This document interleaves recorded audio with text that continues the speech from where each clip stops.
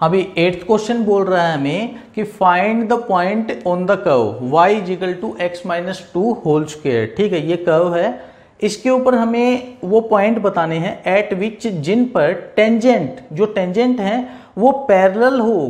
किसके parallel? The code joining, उस code के जो ज्वाइन करती है किस पॉइंट को? 2 0 एंड 4 4 को। ठीक है, देखो इसको भी ग्राफ से समझेंगे। सबसे पहले सबसे आसान काम है ग्राफ बनाना। ठीक है, ग्राफ बन गया, क्वेश्चन समझ में आ गया। तो देखो ग्राफ अगर ये आप लोग अगर ये x और y एक्सिस को ना भी बनाओ ना तो भी चल जाएगा। ठीक है, तो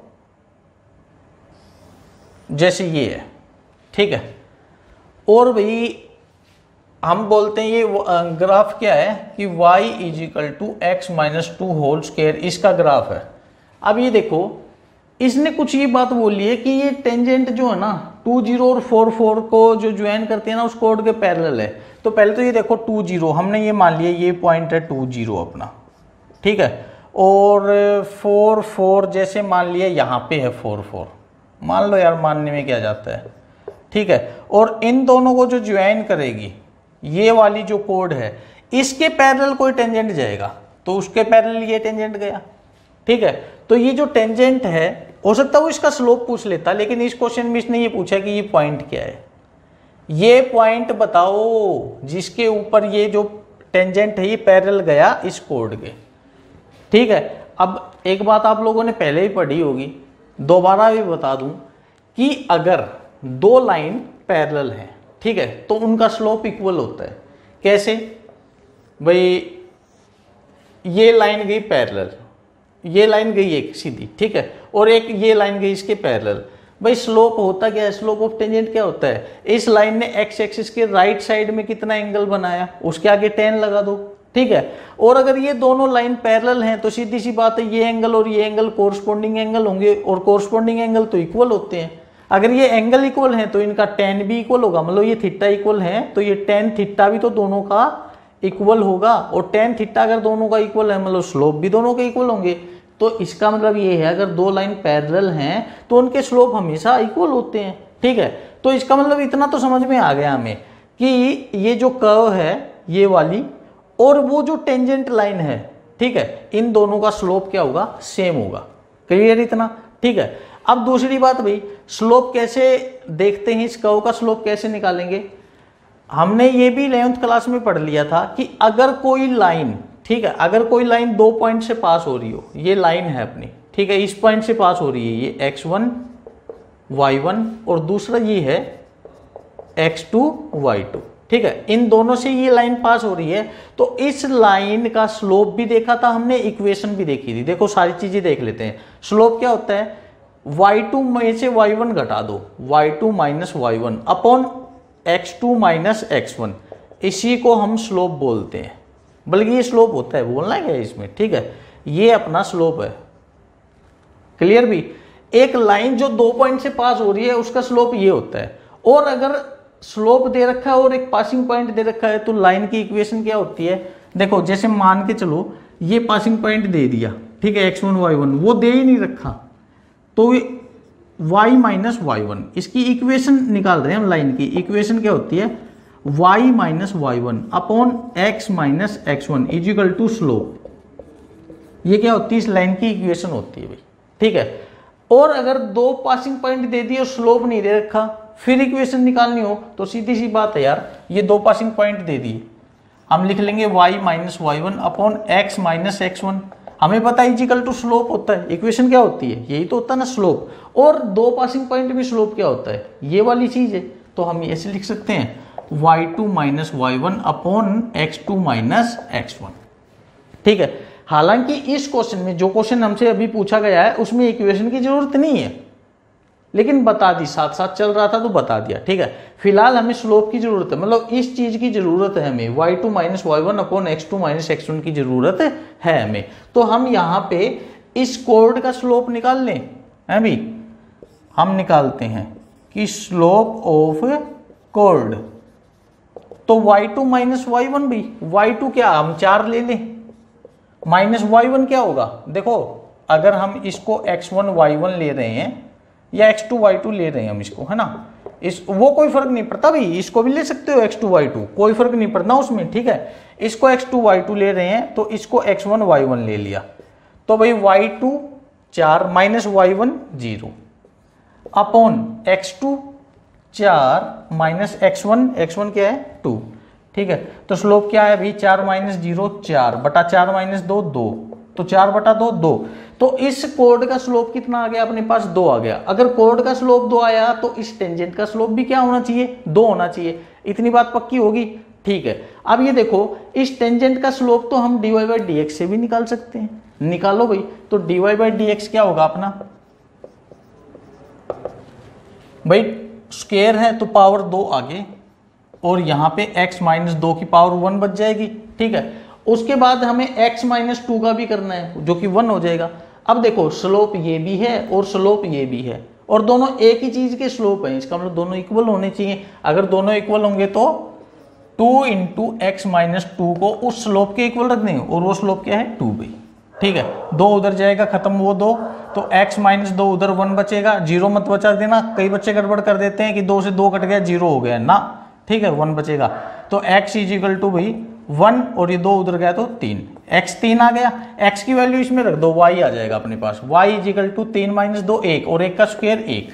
तो पॉइंट क्या आया x 3 और y 1, ये पॉइंट क्या आ गया x 3 और y 1, 3 1 आ जाएगा भाई ये पॉइंट। तो ये था अपना 8th क्वेश्चन भी क्लियर हुआ। हाँ तो भाई 9th क्वेश्चन हमें बोल रहा है कि find the point on the curve, curve दे दी कि y is equal to x cube minus 11x plus 5, ठीक है ये दे दी। और उसके ऊपर बोल रखा है कि उस पॉइंट के ऊपर जो टेंजेंट है ना वो y is equal to x minus 11। मतलब ये कैसा टेंजेंट है, अभी तक तो नहीं पढ़ा था, कोई बात नहीं अब पढ़ेंगे, ठीक है। क्या बोलना चाह रहा है कि सबसे पहले क्या ग्राफ है ना, ये बोलना चाह रहा है कि y is equal to x cube minus 11x बना लिया। हमें नहीं पता कैसे बनेगी लेकिन हमने बना लिया कि भाई y is equal to x cube minus 11x plus 5, ये कर्व है, ठीक है। और इस कर्व के ऊपर अनगिनत टेंजेंट है लेकिन एक स्पेशल टेंजेंट वो है, एक स्पेशल टेंजेंट है कोई, ठीक है। और उस टेंजेंट की इक्वेशन दे रखी है कि y is equal to x minus 11, y is equal to x minus 11, ये इक्वेशन है भाई टेंजेंट की, ठीक है। देखो एक बात आप लोगों को वैसे ही बता दूं कि टेंजेंट क्या है, एक स्ट्रेट लाइन है ना। और ये इक्वेशन देखो y के ऊपर पावर 1, x के ऊपर पावर 1, दोनों के ऊपर पावर 1, इसका मतलब ये पावर, जब ये सिंगल पावर होती है तो वो लाइन स्ट्रेट लाइन होती है ना। तो जब स्ट्रेट लाइन हमें दे रखी है तो टेंजेंट ही है, उसकी इक्वेशन दे दी हमें। अब देखो अगर टेंजेंट की इक्वेशन दे दी तो क्या हम उसका स्लोप निकाल सकते हैं, ठीक है। पहले तो ये देख लो क्वेश्चन क्या बोलना चाह रहा है कि ये कर्व है भाई दिस और ये टेंजेंट है कोई, इसकी इक्वेशन ये है, तो ये किस, इसका पॉइंट ऑफ कांटेक्ट निकालना मतलब ये है, ठीक है।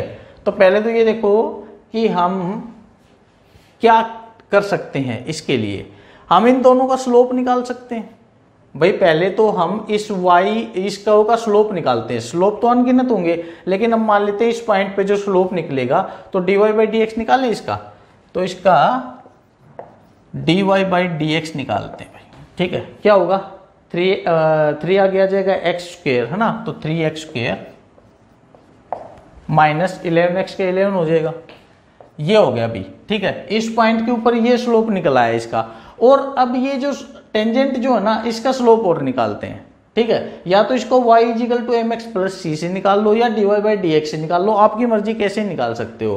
तो अगर y is equal to mx plus c से निकालेंगे तो m क्या होता है x का कोफिशिएंट, और x का कोफिशिएंट क्या है यहाँ पे 1, ठीक है। इसका मतलब स्लोप क्या आएगा इसका 1 आएगा। और अगर dy बाई dx से निकालोगे तो इसका डिफरेंशिएशन भाई dy by dx is equal to x का 1 और 11 का 0, वैसे भी ये 1 ही आएगा, ठीक है। तो अपने पास स्लोप 1 आ गया। इसका मतलब ये दोनों स्लोप किसके हैं, इसी लाइन के हैं, तो इसका मतलब ये दोनों स्लोप इक्वल होने चाहिए। तो 3x स्क्वायर को हम क्या रख दें, 3x स्क्वायर माइनस 11 को क्या रख दें, इक्वल रख दें इस स्लोप के 1 के इक्वल, ठीक है। तो 3x square is equal to 11 उधर जाएगा तो 12, तो x square is equal to 3 उधर जाएगा तो 4, तो x इज इक्वल टू क्या होता है भाई अपने पास प्लस माइनस 2 आ जाएगा। आगे ये बात समझ में। अब क्या करना आपको, ये तो क्या आ गया x की वैल्यू आ गई, y और निकालना है। तो y इजिकल टू पहले x की जगह 2 रख लो भाई, तो 2 का क्यूब 8 माइनस 11 दूनी 22 प्लस 5 भाई 8 और 5 13, 22 में से 13 गया 9, माइनस 9 बच जाएगा। ठीक है, तो एक पॉइंट तो क्या आ गया अपने पास, x तो आया 2 और y आया -9, एक तो ये आ गया, एक और बचता है -2 भी बचता है ना, -2 और रखते हैं तो y इजिकल टू -2 का क्यूब भाई, -2 का क्यूब -8, ये हो जाएगा +22 और +5 भाई। ठीक है, 22 5 27 में से 8 गया 19 भाई। तो दूसरा पॉइंट क्या आ गया भाई, -2 और 19। आगे 2 पॉइंट, अब देखो क्या ये दोनों पॉइंट इस लाइन पे भी लाई करते हैं, हमें ये भी चेक करना पड़ेगा भाई। ठीक है, पहले ये वाला चेक करते हैं, y की जगह 19 रखो इजिकल टू x की जगह क्या रखते हैं भाई, -2 -11, तो ये तो इक्वल नहीं बना भाई, ये तो -13 बना और ये 19, तो इसका मतलब ये वाला पॉइंट तो लाई नहीं करेगा। ठीक है, इस पे लाई नहीं कर रहा ना। अब ये और रखो, y की जगह 2 रखो, हमने इसमें सही रखा था क्या, y की जगह 19, हाँ सही था। ये वाला y की जगह 9 इजिकल टू x की जगह 2, y की जगह -9 है ना, -9 इजिकल टू x की जगह 2 -11, क्या मिला -9 इजिकल टू -9, ये सही है। ये वाला पॉइंट हाँ दोनों पे लाई कर रहा है, कर्व पे भी और टेंजेंट वाली लाइन पे भी। इसका मतलब कौन सा पॉइंट है वो, जो इस कर्व के ऊपर है और उसका टेंजेंट ये इक्वेशन रख रहा है, वो पॉइंट अपना 2 -9 भाई। क्लियर। 10th क्वेश्चन है भाई, हमें बोल रहा है कि find the equation of all lines, उन सभी लाइंस की इक्वेशन बतानी है which are tangent to the curve. किस कर्व के ऊपर टेंजेंट है वो, y इजिकल टू 1/x - 1। ठीक है, एंड हैविंग स्लोप -1, और उनका स्लोप जो है -1 है। देखो समझो इस क्वेश्चन को, ये बोलना चाह रहा है कि भाई कोई कर्व है y इजिकल टू 1/x - 1, हमें नहीं पता इसका ग्राफ कैसे बनेगा, हमने ये बना लिया। ठीक है, ये कोई ग्राफ है इसका, इस कर्व का। ठीक है, अब ये बोलना चाह रहा है कि वो सभी लाइंस जो इसके ऊपर टेंजेंट है, तो इसके ऊपर टेंजेंट तो अनगिनत लाइन होंगी। ठीक है, लेकिन सिर्फ उन टेंजेंट्स का जिक्र कर रहा है जिनका स्लोप -1 होगा। अब हम एक काम करते हैं, हमें नहीं पता किसका स्लोप -1 होगा, हमने मान लिया भाई ये है एक, इसका स्लोप -1 होगा, एक ये है इसका स्लोप -1 होगा, एक ये है इसका मान होगा, भाई कितने ही हो सकते हैं, है ना। लेकिन जब लेके चलते हैं ना तो एक ही लेके चलते हैं, उसी से आ जाती है। एक से ज़्यादा होती हैं तो उस एक को लेके चलते हैं ना, तब एक से ज़्यादा ही आ जाती हैं।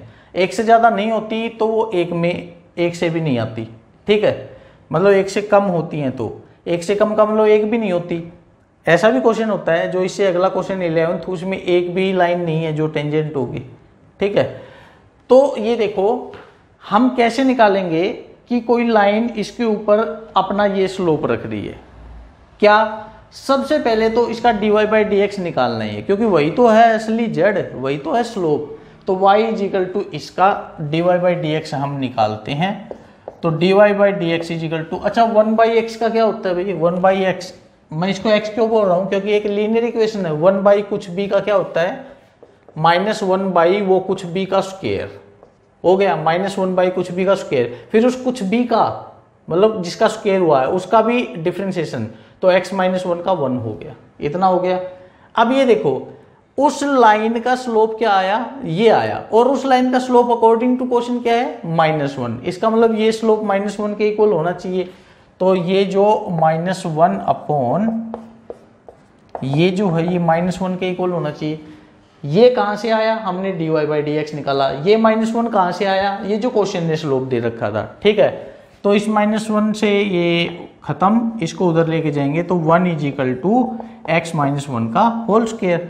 अब ये देखो भाई, जब अपने पास x - 1 का होल स्क्वायर इजिकल टू 1 है तो x - 1 क्या होगा, +1, इतना ही तो आएगा।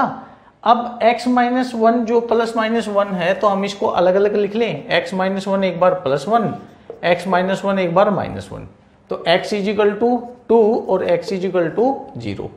आगे x की ये दो वैल्यू, x की दो वैल्यू आने के बाद ये दोनों वैल्यूज इसमें रख देते हैं, तो y क्या क्या आएगा भाई अपना, y इजिकल टू एक बार तो x की जगह 2 रख देंगे, 2 - 1 1, तो y इजिकल टू 1 आ गया।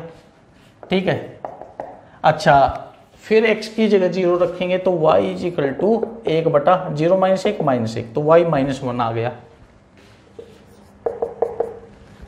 आगे भी तो क्या क्या पॉइंट आए अपने पास, 2 1 और 0 -1, मतलब ऐसे दो पॉइंट हैं जहां पे टेंजेंट जो है पैरेलल नहीं, ये तो वो क्वेश्चन है स्लोप वाला है ना, ऐसे दो पॉइंट हैं जहां पे टेंजेंट जो है -1 स्लोप रख रहे हैं। अब इनकी इक्वेशन और निकालते हैं। देखो इक्वेशन निकालने के लिए मैं एक बार फिर से फिगर बना रहा हूं इसका, या इसी में भी समझ सकते हैं। मान लीजिए ये कोई पॉइंट ही नहीं है, ठीक है, इस पे मतलब वो स्लोप नहीं आया, वो टेंजेंट नहीं आया, ठीक है। ये दो पॉइंट आ गए, एक तो क्या है अपना 2 and 1 और दूसरा क्या है अपना 0 and -1। अब ये जो टेंजेंट है ना, इन दोनों की हमें क्या निकालनी है, इक्वेशन निकालनी है। तो सीधा सा है यार, इक्वेशन कैसे निकालते हैं, एक पासिंग पॉइंट दे दिया तो y - y1 upon x - x1 क्या है 2 इज इक्वल टू स्लोप, और स्लोप तो क्वेश्चन नहीं दे दिया था -1, इसी से निकाल लेंगे हम, है ना। तो चलो इसको सोल्व करते हैं थोड़ा खुली जगह में। तो कैसे होगी इस लाइन की इक्वेशन, जो पॉइंट 2 1 से पास हो रही है, y - y1 upon x - x1 is equal to slope -1। तो ये उधर जाएगा तो भाई y - 1 इज इक्वल टू -1 से मल्टीप्लाई होगी तो उल्टा हो जाएगा, ये -x + 2 हो जाएगा, ठीक है, निशान चेंज हो जाएंगे। -x को इधर लेके आएंगे x प्लस y तो है ही, 2 को इधर लेके आएंगे तो ये -3 हो जाएगा। एक इक्वेशन तो ये आ गई, दूसरी यहाँ से आ जाएगी y - y1 क्या है -1 है, प्लस हो जाएगा x - 0 is equal to slope -1, तो y + 1 इज इक्वल टू, ये उधर गया भाई -x, तो x को इधर ले आएंगे x + y + 1 is equal to 0 भी। तो ये दो इक्वेशन है अपने पास भाई, ठीक है। ये दो लाइन थी जो इस कर्व के ऊपर y = 1 अपॉन x - 1 इस कर्व के ऊपर, और अपना स्लोप जो है -1 रख रही थी भी। क्लियर ये क्वेश्चन।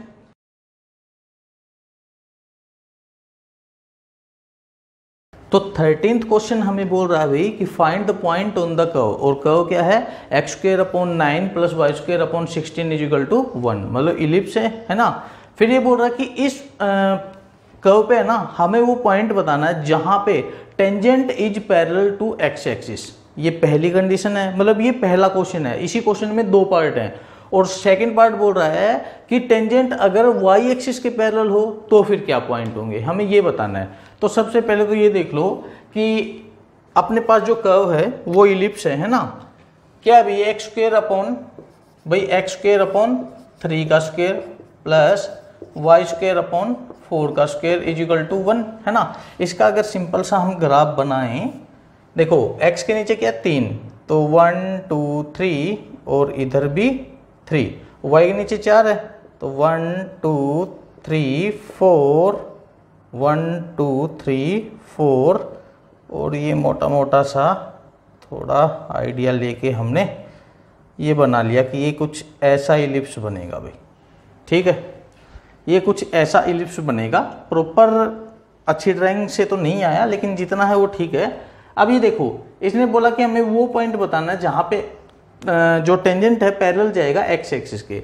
तो टेंजेंट पैरेलल जाए x एक्सिस के, यहाँ से जा सकता है या फिर यहाँ से जा सकता है ना, अगर ये टच हो तो यहाँ से जा सकता है अभी नीचे से। तो ये पॉइंट हैं, हो सकता है ये 2 हो सकता है 2 से ज़्यादा हो। अच्छा यहाँ पे एक बात और बता दूँ आप लोगों को, अगर किसी विद्यार्थी को ये ग्राफ बनाना ना आए, है ना, अगर किसी को पता ना लगे कि इसको से इलिप्स बनेगा तो कोई बात नहीं, ठीक है। कोई ये ना सोचे कि मुझे तो पता ही नहीं कि इससे इलिप्स बनेगा और वो कैसा बनेगा, कोई बात नहीं। जहां हमने अभी तक इतने क्वेश्चन किए हैं जिनमें हमें ग्राफ नहीं पता था क्या करना है, फिर भी हमने एक रफली डायग्राम बना के उनको किया तो है ना सोल्व, तो वही काम इसमें करना है। भूल जाओ इलिप्स को, हम मान लेते हैं भी कि कोई ऐसा, ठीक है, इस तरह से कोई बन गया, हमें नहीं पता यही बनेगा क्या बनेगा, ठीक है। और हमने टेंजेंट को x एक्सिस के पैरेलल ले लिया, ये ठीक है, x के पैरेलल है, x एक्सिस के पैरेलल गया तो सीधी सी बात है थीटा कितना रहेगा, मतलब लाइन का, टेंजेंट लाइन का और x एक्सिस का एंगल कितना बना, टेंजेंट लाइन और x एक्सिस के बीच में कोई एंगल ही नहीं बना, इसका मतलब वो एंगल 0 डिग्री है। और अगर एंगल 0 है तो स्लोप क्या होगा tan 0, ये क्वेश्चन हम पहले भी कर चुके हैं ना ऐसा। और tan 0 हो तो स्लोप कितना आ गया, tan 0 तो 0 होता है, स्लोप 0 आ गया। तो चलो भाई हम इसका dy/dx निकालते हैं, इसका होगा यहाँ से निकाल लो या यहाँ से निकाल लो, ठीक है। तो हमें मिल गया, ये हो गया भाई 2x/9, 9 तो कौन सा कॉन्स्टेंट है ना, और y² का 2y/16, फिर y का dy/dx हो जाएगा = 1 का 0। यहाँ पे हम लोग जब अपना dy/dx निकालेंगे तो वो हमें मिलेगा, देखो ये 2x/9 इधर आएगा माइनस हो जाएगा, और 2y/16 इधर आएगा तो ये उल्टा हो जाएगा भाई। 2 से 2 खत्म, कितना आया हम लोगों को dy/dx मिल गया -16, ऊपर x भी है नीचे 9 है और y है भाई। हमें ये स्लोप मिल गया, हमें dy/dx मिल गया। अब देखो पहली कंडीशन जो है, पहली कंडीशन में बोलता है कि टेंजेंट जो है एक्स एक्सिस के पैरेलल है। अगर टेंजेंट एक्स एक्सिस के पैरेलल जाएगा तो स्लोप क्या होना चाहिए भी 0, हमने देख लिया। तो अगर लिख लेना अपनी कंडीशन, कंडीशन 1 है tangent is parallel to X axis, so अपना dy/dx 0 होगा। और अगर dy/dx 0 होगा मतलब 16x/9y माइनस में जो है वो 0 होना चाहिए। अब जरा सोचो, दो टर्म है भाई, एक तो है -16x और नीचे है 9y, दो टर्म का जो डिवीजन है वो 0 आ रहा है। किसी भी दो टर्म का डिवीजन 0 कब आ सकता है, अगर ऊपर वाला 0 हो तो, ठीक है। नीचे वाला किसी भी हाल में 0 नहीं हो सकता। अगर नीचे वाला 0 हो गया तो ये इनफाइनाइट बन जाता है, नॉट डिफाइन हो जाता है ना। तो हम क्या बोलेंगे, सिर्फ ऊपर वाला 0 है, मतलब -16x 0 है, और -16 उधर गया तो x = 0, ठीक है। x की वैल्यू हमें 0 मिल गई। अब ये वैल्यू अगर हम, ठीक है, कर्व में रख दें तो पॉइंट हमें मिल जाएंगे, ठीक है। तो कर्व क्या थी भाई अपने पास, x² + y², अच्छा यहाँ पे 9 और यहाँ पे 16 है = 1।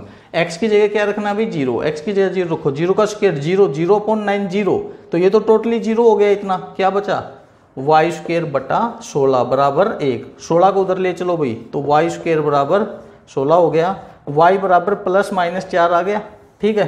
तो ये पॉइंट आ गया हमारे पास x 0 और y ±4।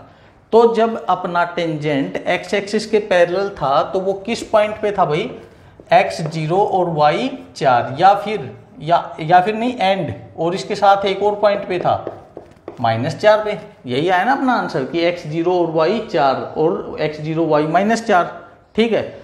ये देखो x 0 यहाँ पे और y 4 है यहाँ पे, और यहाँ पे x 0 और y -4 है भाई।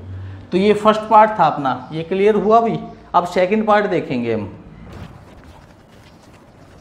हाँ, तो सेकंड पार्ट बोल रहा है हमें कि टेंजेंट जो हो पैरेलल होना चाहिए y एक्सिस के भी। तो देखो हमें नहीं पता ना वो इलिप्स है, हमें नहीं पता, हमने कोई ऐसी कर्व बना ली कि ये कोई कर्व है। अब देखो जरा इसमें कि टेंजेंट पैरेलल है y एक्सिस के, मतलब टेंजेंट ऐसे जा रहा है ना, टेंजेंट ऐसे जा रहा है ना, तभी तो y एक्सिस के पैरेलल होगा। ये अपनी टेंजेंट लाइन है भाई, जैसे ये टेंजेंट गया y एक्सिस के पैरेलल, तो देखो अगर ये y एक्सिस के पैरेलल गया तो x एक्सिस पे ये परपेंडिकुलर होगा, पक्की बात है ये तो, कि ये तो भाई परपेंडिकुलर होगा ही होगा। इसका मतलब थीटा कितना आया अपने पास भाई, थीटा आया 90 डिग्री। तो स्लोप क्या होता है, स्लोप tan थीटा होता है ना, तो tan 90, और tan 90 हम जानते हैं क्या होता है भाई, इनफाइनाइट, क्लियर। तो स्लोप अपना इनफाइनाइट आ गया, ठीक है। अब जरा सोचो सेकंड कंडीशन क्या बोल रहा है कि टेंजेंट जो है वो y एक्सिस के पैरेलल होना चाहिए। अगर टेंजेंट पैरेलल होगा y एक्सिस के तो जो अपना स्लोप है, अच्छा स्लोप तो वही रहेगा कर्व का, तो जो हमने पहले निकाला था -16x/9y, वो क्या है भाई, इनफाइनाइट, ठीक है।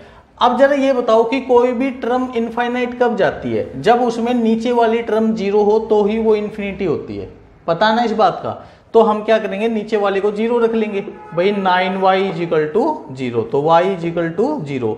अब y की वैल्यू इसमें रख देते हैं, क्या टर्म थी भाई अपने पास, x²/9 + y²/16 = 1, y की जगह 0 रखेंगे, क्या बचा x²/9 प्लस y की जगह 0, 0 का स्क्वायर 0 और 0/16 0, ठीक है। उधर क्या बच गया फिर 1 बच गया अभी, ये तो सारा 0 हो गया, 9 इधर आएगा तो सॉरी 1 बच गया ना, ये 1 बच गया, 9 तो 9 इधर आएगा तो x square is equal to 9, तो x इज इक्वल टू ±3 भी। ठीक है, तो यहाँ पे भी 2 पॉइंट निकले, x 3 तो y 0, x -3 तो y 0। तो पैरेलल अगर y एक्सिस के होगा तो अपना आंसर क्या आ जाएगा 3 and 0, और दूसरा पॉइंट -3 और 0 भाई। इन 2 पॉइंट्स पे पैरेलल होगा y एक्सिस पे और इन 2 पॉइंट्स पे पैरेलल होगा x एक्सिस पे भी। तो ये था अपना 13th क्वेश्चन। आई होप आप लोगों को अच्छे से समझ में आया होगा भाई। हाँ, तो नेक्स्ट क्वेश्चन बोल रहा है भाई कि हम लोगों को ना कोई कर्व दे दी गई है कि y is equal to something और एक दे दिया पॉइंट। ठीक है, और बोल रहा है कि उस पॉइंट के ऊपर इक्वेशन ऑफ टेंजेंट और नॉर्मल बताना हमें। तो पहले तो वही है अपना भाई, सबसे पहले एक ग्राफ बना लेते हैं रफली, है ना। तो हाँ, ये बना लिया हमने। ठीक है, ये कर्व दिख नहीं रही होगी, ये थोड़ा सा और डार्क कर लेते हैं इसको, ये होगी जैसे। ठीक है, और इसने ये बोला है कि एक पॉइंट है 0,5, इसके ऊपर जो है इसका टेंजेंट और नॉर्मल जो हो उसका हमें स्लोप और उसकी इक्वेशन बतानी है। स्लोप क्यों बोला मैंने, हालांकि क्वेश्चन ने सिर्फ इक्वेशन बोला है, स्लोप नहीं बोला, फिर भी मैंने स्लोप बोल दिया। स्लोप इसलिए बोला क्योंकि स्लोप के बिना हम इक्वेशन यहाँ पे नहीं बता पाएंगे। ठीक है, तो देखो भाई, हमें नहीं पता 0,5 कहाँ है, हमने मान लिया ये है 0,5। ठीक है, ये पॉइंट है 0,5, तो इसके ऊपर जो टेंजेंट है वो ये रहेगा और इसके ऊपर जो नॉर्मल है वो ये रहेगा। ये क्या है इसका टेंजेंट और ये क्या है इसका नॉर्मल भी। ठीक है, अब सुनो, ये पॉइंट अपना 0,5 है ना, 0,5 इस क्वेश्चन के हिसाब से ये 0,5 है। अलग अलग क्वेश्चन में अलग अलग चेंज होते रहेंगे। कोई ये मत सोचना कि 0,5 तो ये y एक्सिस के ऊपर होना था। अरे हम रफली ले रहे हैं भाई, रफली बना रहे हैं। ठीक है, ऐसे ही हमने रफली एक स्केच बनाया और लिख लिया। ठीक है, अच्छा दूसरी बात ये सुनो, इसने क्या बोला है, इक्वेशन ऑफ टेंजेंट और इक्वेशन ऑफ नॉर्मल बताना है। तो देखो टेंजेंट क्या है, एक स्ट्रेट लाइन, नॉर्मल क्या है, एक स्ट्रेट लाइन। मतलब हमें इस पॉइंट के ऊपर ही जो टेंजेंट और नॉर्मल है ना, ये स्ट्रेट लाइन जो है, इन स्ट्रेट लाइन की इक्वेशन बतानी है ना। तो आपको पता होना चाहिए भी स्ट्रेट लाइन हो या कुछ भी हो, मतलब इक्वेशन कैसे निकालते हैं इस टेंजेंट की और नॉर्मल की। भाई ये होता है अपने पास y माइनस y1 upon x minus x1 is equal to. ठीक है, और टेंजेंट के भी यही होती है भाई, y माइनस y1 upon x minus x1 is equal to. अच्छा, ये इज इक्वल टू के बाद मैंने रोक दिया दोनों को, क्यों रोका है सुनो। अगर हमें इक्वेशन ऑफ नॉर्मल बतानी है, ठीक है, तो बराबर में स्लोप ऑफ नॉर्मल रख देंगे भाई। ठीक है, और अगर हमें इक्वेशन ऑफ टेंजेंट बतानी है तो y माइनस y1 upon x minus x1 के बराबर में स्लोप ऑफ टेंजेंट रख देंगे। बस यही है और कुछ भी नहीं है। अब सुनो, x और y क्या है, ये तो वो वेरिएबल है भाई जिससे इक्वेशन बनती है। x1 y1 क्या है, x1 y1 पासिंग पॉइंट होता है जहां से टेंजेंट पास हो रहा है या नॉर्मल पास हो रहा है। तो x1 y1 अपने 0 और 5 है। ठीक है, और स्लोप तो हम निकालेंगे ही अब। तो देखो यहाँ पे स्लोप मतलब dy बाई dx निकाल लें हम, तो dy बाई dx क्या होगा भाई अपना, ये हो गया 4x की पावर 3 माइनस 18x स्क्वेयर। ठीक है, प्लस ये 2 आगे आएगा तो 26x माइनस 10x का 10 और 5 का 0 भाई। ठीक है, ये क्या है अपने पास dy बाई dx आ गया, लेकिन हमें dy बाई dx निकालना है कहाँ, एट 0,5 पे, है ना। तो अपना भाई dy बाई dx कहाँ पे, 0,5 पे। 0,5 का मतलब क्या है कि x तो क्या हो इसका 0 और y क्या हो 5 भाई। तो देखो इसमें x ही है, y तो है ही नहीं, तो 5 रखने की नौबत नहीं आएगी, हम खाली x रखेंगे। तो 4 इंटू 0 का क्यूब, ये तो 0 हो गया भाई। x की जगह हर जगह 0 रखना है। 4 इंटू 0 का क्यूब, ये 0 हो गया। 18 इंटू 0 का स्क्वायर, ये 0 हो गया। 26 इंटू 0 भाई, 26 इंटू 0 ये भी 0 हो गया। और माइनस 10, 0 0 0 खत्म, क्या बचेगा फाइनली, -10 बचेगा। तो dy बाई dx से हमें क्या मिला है, -10 मिला है भाई। आई बात समझ में। तो स्लोप ऑफ टेंजेंट क्या है अपना, स्लोप ऑफ टेंजेंट क्या है अपना, जो dy बाई dx होता है वही तो होता है ना। और स्लोप ऑफ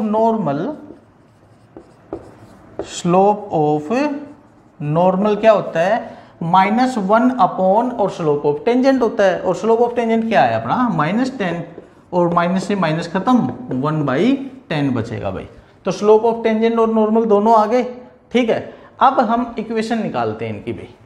तो पहले हम लिख लेते हैं जैसे इक्वेशन ऑफ टेंजेंट। टेंजेंट की इक्वेशन भी y माइनस y1। अब ये देखो मैंने y1 और x1 अभी बताए थे थोड़ी देर पहले कि पासिंग पॉइंट होता है जहां से ये लाइन गुजरी हुई होती है। तो ये 0 और 5 से गुजरी है, तो अपना x1 y1 इस केस में 0 और 5 रहेंगे। तो x1 क्या है 0 और y1 क्या है 5, ठीक है। तो y माइनस y1 मतलब 5 अपॉन x माइनस x1 मतलब 0 इजिकल टू स्लोप। किसका स्लोप? जिसकी इक्वेशन है, इक्वेशन किसकी है? टेंजेंट की। तो टेंजेंट का स्लोप क्या है भाई? -10। तो ये आया अपने पास y माइनस 5 इजिकल टू -10, और ये x माइनस 0 उधर जाएगा, गुना हो जाएगा। x माइनस 0 मतलब x, इसका मतलब खाली x बचेगा इधर, और -10 को इधर लेके आएंगे तो ये 10x हो गया, plus y minus 5 is equal to 0 भाई। ये आ गई अपने पास इक्वेशन ऑफ टेंजेंट। अब इक्वेशन ऑफ नॉर्मल और निकालनी है, उसको भी निकालते हैं भी। तो अपने पास इक्वेशन ऑफ नॉर्मल क्या आ जाएगी? वही y माइनस y1 जो कि 5 था, x माइनस x1 जो कि 0 था, is equal to slope of normal. और स्लोप ऑफ नॉर्मल क्या आया अपना? 1/10। यहां पे क्या करें? क्रॉस मल्टीप्लाई कर दें, 10 उधर जाएगा तो 10y माइनस 50 भाई, 5 के साथ में मल्टीप्लाई होगी, और 1 की और x की मल्टीप्लाई x भाई। तो ये x है इधर, 10y इधर आएगा माइनस हो गया, 50 भी इधर आएगा तो माइनस हो गया, उधर क्या बचा? 0। तो ये होगी भाई अपने पास इक्वेशन ऑफ नॉर्मल भाई। इक्वेशन ऑफ टेंजेंट ये है, इक्वेशन ऑफ नॉर्मल ये है भाई। क्लियर ये क्वेश्चन? ये माइनस इधर आके प्लस 50 हो जाएगा, है ना। x minus 10y plus 50 is equal to 0, ये बनेगी भाई इक्वेशन ऑफ नॉर्मल अपनी, ये बन जाएगी, ठीक है। प्लस 50 हो जाएगा ना इधर आके। अब ये देखो कि अपना ये जो 14th क्वेश्चन का ये जो पार्ट है, ये केवल फर्स्ट पार्ट हमने किया है। सेकंड, थर्ड, फोर्थ जितने भी बाकी पार्ट इसके बचे हैं वो सारे इसके जैसे ही हैं, सारे ऑटोमेटिकली आप इजीली सोल्व कर सकते हो भाई, ठीक है।